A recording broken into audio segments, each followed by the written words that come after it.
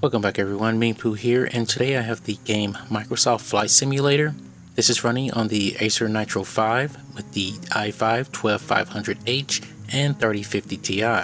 These are the settings that I've picked because it runs pretty good and will keep your game in between the 60 to 70 FPS area. Now this depends on how much is going on, like if you have structures, vegetation, things like that.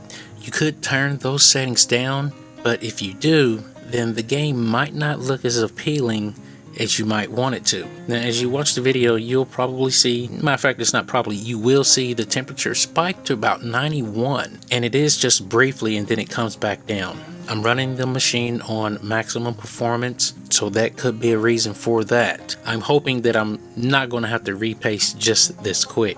I could try running in balance mode to see if that would help, but for now I think it's just best to run it in maximum performance just to make sure that the GPU and the CPU has all the power it needs to run as fast as it can go. Also, you will see the FPS dip. I saw it drop down to around 43, and it's not because of the CPU was throttling, because you will see sometimes it will go down that far and the temperature will be sitting on like 90 for a second. Well, it's not because of that.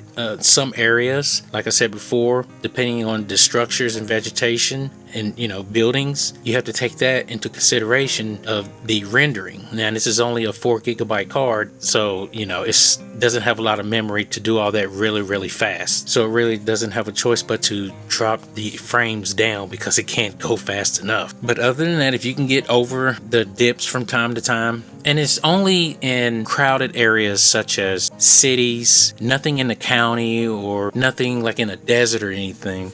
It's just like if you're high up, that helps. If you're really low to the ground and you're inside the cockpit, that also helps to prevent frame drops. But for me, while playing this game, if I want to run it as fast as it can go, I will run it at these settings that I have here. There's no sense for me to go any higher. If you want to go lower, you can, and you will see a more increase in FPS. And with that comes a decrease in quality and visuals, and I've mentioned it before. It's almost like a catch-22.